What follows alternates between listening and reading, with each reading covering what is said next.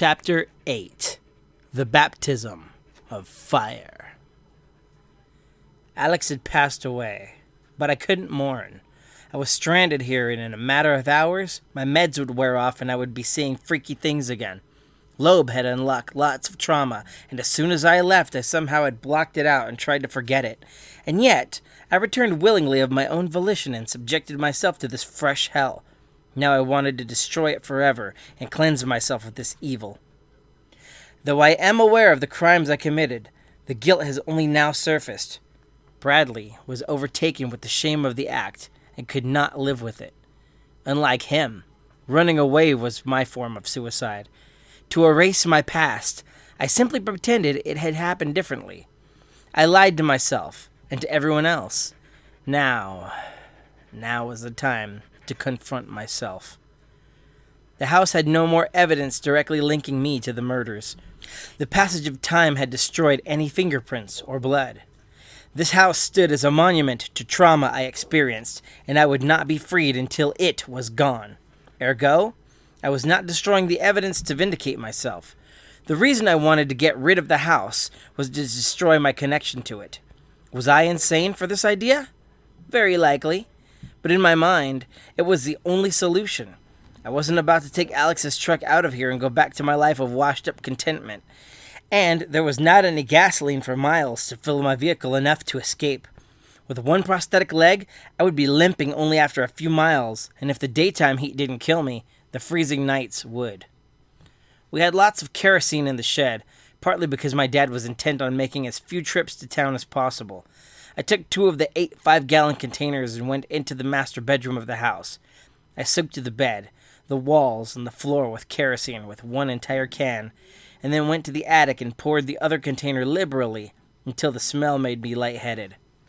I took another 2 containers, heavy as they were, and made my way to my old bedroom. I set them on the ground and went to the typewriter in my bag. I grabbed both and began to exit the house so I could put them in the car. "Going somewhere?" a voice asked. I saw a silhouette in the doorway. "You're not real, Bradley," I said and proceeded to walk through him, but he shoved me back into the room and I dropped the typewriter case in my messenger bag. "I know what you're doing," he remarked and paced slowly towards me. "You think you can just kill us and walk away?"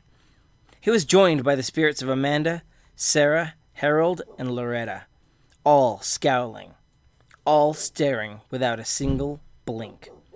I closed my eyes hard. I told myself it was all in my head. My psychosis and guilt made them real, and if I could just tell myself it wasn't, maybe they would disappear. The cut in my head where Bradley had nailed me with a shovel earlier still had a throbbing ache. I opened my eyes and saw indeed the spirits had vanished. "Huh? It worked!" I cheered. I then felt hands grab me from behind, and I was lifted up by the 5 of them.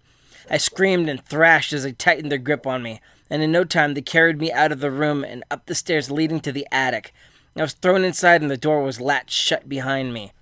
The stench of kerosene now seeped into my clothing. "No!" I screamed and attempted to open the door. It was impossible. There was no window up here and no other exits. I needed to find a way out. I took my phone out.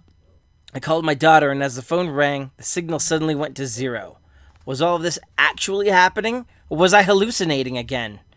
I turned the cell phone's flashlight and looked around. There had to be something here I could use to escape. Although the attic was mostly empty, I did recall 2 lonely boxes of junk in here. One of the boxes contained a standard hammer. The other box had an extension cord that was about 25 feet long. I took both and then went to one end of the attic that I knew faced the front. There were boards in the way of what used to be a window where someone tried to build a shabby wall over it. I used the hooked end of the hammer to pull the boards loose and then used my hands to yank them out one board at a time.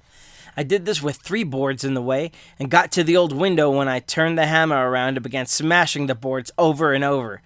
They were very durable, and I hadn't the strength to outright destroy them with only a few hits. Suddenly, something reached my nostrils. "Is that smoke?" I gasped. Surely it had to be my imagination. No way the fire started itself. I was filled with a sense of urgency, and my survival instincts kicked into full gear. I began bashing the boards like my life literally depended on it. "Break!" I screamed over and over as the attic filled with a steady supply of black, suffocating smoke. I busted through the wall finally and used my shoulder and all my strength to push it all out. I then quickly double knotted the extension cord around one of the vertical support beams and slowly lowered myself out. My arms were noodles at this point, and I had never known how heavy I was. As I dangled above the ground, the smoke above billowed out from the hole I made in the attic like a makeshift chimney. The porch was beneath me, and I lowered myself onto the roof of it. Now stranded on the porch, I slid down until I was at the edge of the sloped shingles and landed legs first onto the grass, collapsing from the force of impact. I got up and walked backwards to my car as I stared at the house, which now looked perfectly normal aside from the hole and the smoke. The glass in Bradley's bedroom suddenly burst outward, showering me, and my room was next. I ran to my car, but before I could open the door, there was a loud boom and the gas in the house ignited, blasting the structure into oblivion and throwing me many yards away, deafening me and pulling my prosthetic leg off. I slowly sat up. My ears rang loudly from the explosion, and I glanced at the fire. The house was a crater now, and burning pieces of rubble were all around me. This worried me, because the grass was very high, and so dry it would catch soon. Using the house as a landmark, I crawled on my hands and knees down the dirt road as my prediction came true, and the grass indeed ignited like kindling, throwing tiny cinders all over me. I grunted and determinedly pulled myself across the gravel. My fingernails were caked in dirt, and my fingers themselves were bloody, but I prevailed. I reached the highway and waved at the nearest vehicle approaching on one knee. "Help!" I screamed as a silver sedan flew past. Next to speed through behind it was a semi-trailer. He honked as he drove past, as though believing it was some sort of a half-baked prank. My hope waned, but I still flagged down every car while lying on my belly. Desperate to be noticed by the drivers, I did something I felt was necessary, yet extreme. I crawled into the nearest lane and waved at the first oncoming vehicle. As I did so, I caught movement in the left corner of my eye and saw Bradley diving out to me to tackle me. The car ahead of me was not slowing down either. I never heard the brakes squeal as it approached, and Bradley's discolored, slimy hands gripped my shoulders and forced me down as the headlights raced towards me with reckless abandon. The car was coming so fast, I barely felt a thing. Aside from the fender of the Firebird, the last thing that went through my head was a sad realization of what a great book this would have made. My publishers would have salivated over the nature of my experience and dismissed it as just a fictitious account from a burned-out author past her prime. Now, along with the guilt of my crime, I would be carrying this otherworldly story with me into hell. Bradley, Amanda, Sarah, and anyone else affected by my actions were now satisfied that I had joined them. I curse the fact I set foot back into that house. I lament that I was so desperate for inspiration I decided to look elsewhere but within. I hate that I doubted myself so much that I bullied myself into going back to a place that caused my psyche to fracture further, to regress back to the frightened child I still was. The time in the house, I was genuinely haunted and stalked by the spirits of those I affected. But my real punishment was that they no longer would stay in the physical world. No. They would pass on to a higher plane of being. They were absolved of any and all blight they had accrued during life and after death.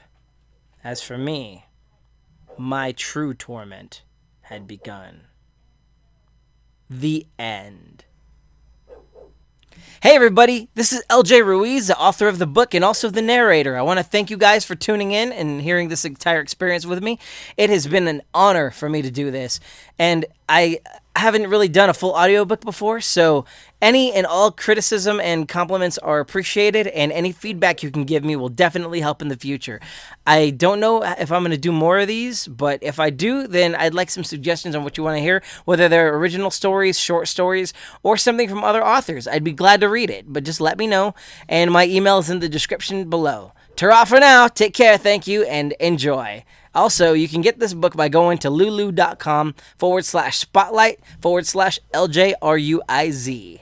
Once again, thank you all for listening, and subscribe to KBXband for more. See ya!